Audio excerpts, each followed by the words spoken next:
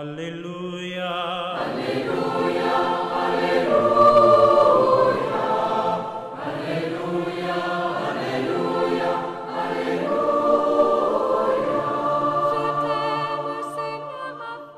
Bien, chers frères et sœurs, chers téléspectateurs de Lumen Christi, nous voici en ce jeudi 30 janvier, qui est en même temps le jeudi de la 3e semaine du temps ordinaire, où nous avons commencé depuis dimanche à célébrer la parole de Dieu. Ensemble, écoutons cet évangile tiré de l'évangile selon saint Marc, au chapitre 4, les versets 21 et 25. En ce temps-là, Jésus disait à la foule: « Est-ce que la lampe est apportée pour être mise sous le boisseau ou sous le lit? N'est-ce pas pour être mise sur le lampadaire? Car rien n'est caché sinon pour être manifesté. Rien n'est gardé secret sinon pour venir à la clarté. Si quelqu'un a des oreilles pour entendre, qu'il entende. » Il leur disait encore: « Faites attention à ce que vous entendez. La mesure que vous utilisez sera utilisée aussi pour vous. Et il vous sera donné encore plus. Car celui qui a, on lui donnera. Celui qui n'a pas, on lui enlèvera même ce qu'il a. » Acclamons la parole de Dieu.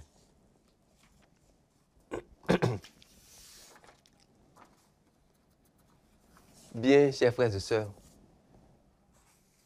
comme vous le savez,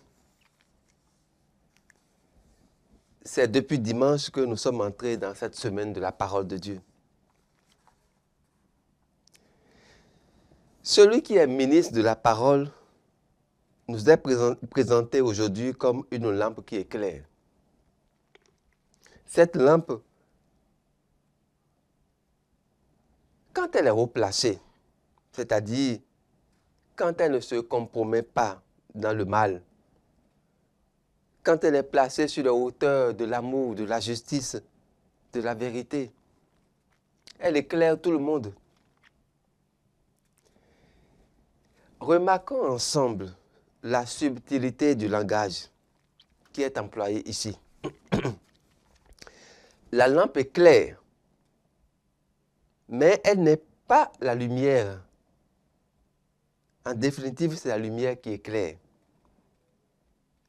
Ce qui est demandé à la lampe, c'est d'être allumée et bien placée. Ainsi, la lampe rend service à la lumière. Elle peut donc être appelée serviteur ou servante de la lumière. Le rôle de la lampe apparaît plus clairement à notre esprit quand elle jaillit pour dissiper les ténèbres. Nous le remarquons bien quand il y a coupure d'électricité. On allume la lampe, peut-être la lampe torche, et elle vient pour dissiper les ténèbres.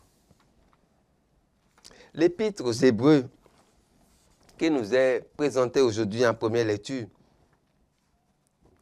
rappelle la source d'où a jailli la lumière qui guide la foi chrétienne. Cette source, c'est Jésus ressuscité d'entre les morts. Pendant qu'un rideau, celui de l'ignorance, empêchait les hommes d'entrer dans la connaissance du mystère de Christ, mystère de vie et de salut, la résurrection ôte l'obscurité de nos vies. La première lecture que je cite tout à l'heure nous dit que nous pouvons entrer dans le véritable sanctuaire grâce au sang de Jésus-Christ. Grâce à lui, nous avons un chemin nouveau, un chemin vivant, inauguré par le Christ lui-même qui a franchi le rideau du sanctuaire. Quel bonheur d'être chrétien. Et en même temps, quelle charge, quelle responsabilité. Car si le chrétien est la véritable source, car si le Christ est la véritable source, chaque chrétien est appelé à être un reflet, comme la lune est un reflet du soleil. Le reflet, pour bien briller dans la nuit, a besoin d'être placé bien haut. Cette hauteur se traduit en langage de foi comme hauteur de la montagne. Le psalmiste, dans le psaume responsorial de ce jour, chante bien cette montagne-là en ces termes. Qui peut gravir la montagne du Seigneur et se tenir dans le lieu saint? L'homme au cœur pur, aux mains innocentes, qui ne livre pas son âme aux idoles. Le chrétien a la charge de briller du haut de cette montagne, la montagne de pureté, la montagne de l'amour, de la vérité, et on peut continuer avec les vertus. Et dans ce contexte, briller veut dire avoir un cœur pur qui ressemble à Jésus-Christ. Briller veut dire faire voir Jésus-Christ, faire entendre Jésus-Christ, aider à comprendre Jésus-Christ.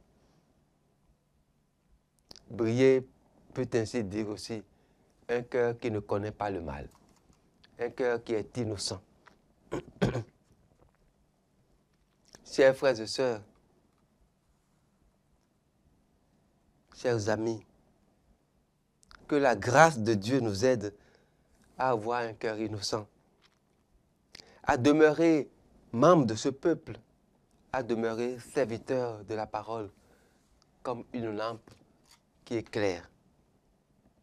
Passons la journée à contempler un peu ce que fait une lampe et demandons la grâce à Dieu d'être véritablement une lampe, ou tout au moins un miroir qui reflète la lumière. Que le Seigneur nous accompagne de sa grâce et que Dieu Tout-Puissant vous bénisse, lui qui est Père, Fils et Saint-Esprit. Amen. Alléluia. Alléluia, Alléluia.